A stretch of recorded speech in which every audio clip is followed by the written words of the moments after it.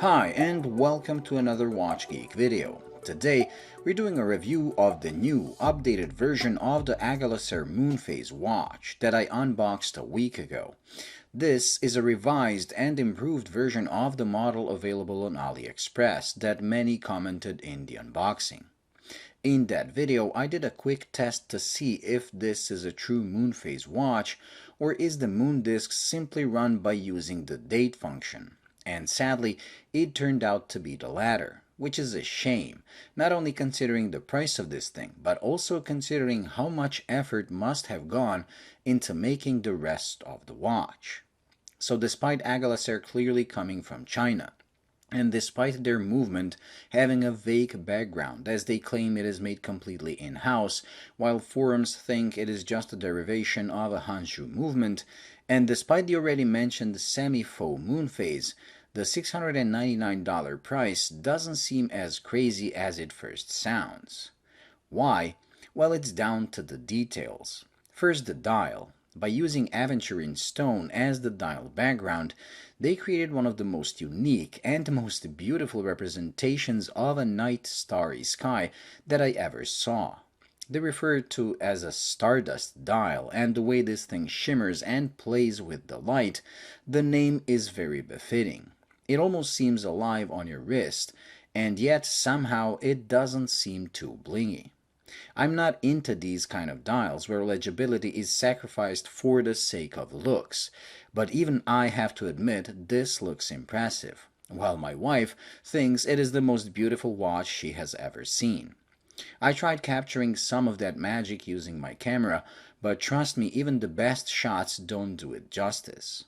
Another thing that impresses is the level of finishing.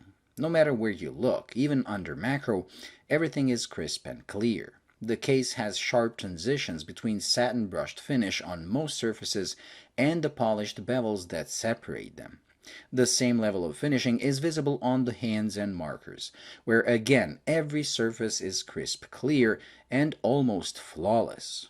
I only wish the three-sided beveling on the hands featured the brushed center, as like this, the hands do like to disappear. Apparently they're also platinum coated.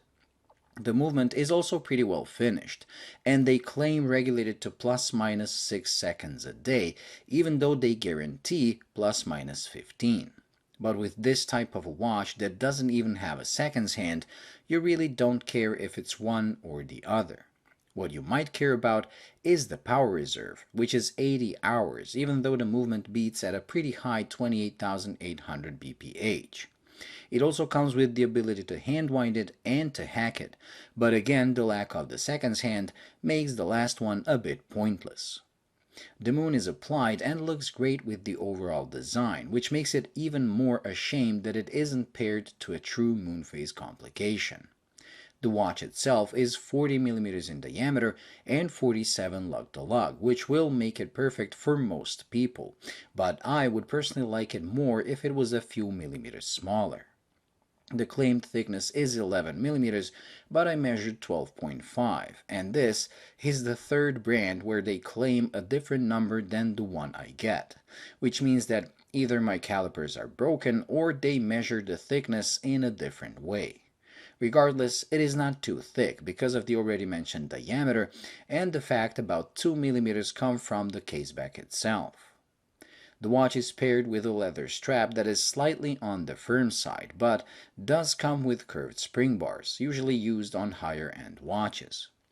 The clasp is a deployant type, but one where you fold the strap over for sizing, something I don't personally like. The whole clasp is polished and generally well finished. So what can I say in conclusion? Is it worth the money? If you're after a true moonphase watch, no it isn't. But if you just like the look of a moonphase complication and don't mind adjusting it by 2 clicks once a month, then this has to be one of the best looking and best finished watches of this type that I have seen not only in this price bracket but also a few steps higher. It is incredible how far the Chinese watchmaking has come, and this is yet another example that shows they can make an incredibly well-finished watch when they try. All they have to do now is get more serious, by either doing a claimed complication the correct way, or leave it out completely, as these half-finished functions make them look and seem like a knockoff, which is a shameful thing to say for a watch as beautiful and as well finished as this one is. Well, that completes this week's review, so thank you for watching. I hope you enjoyed and found it useful. If you did, please like and subscribe, and until the next video, bye.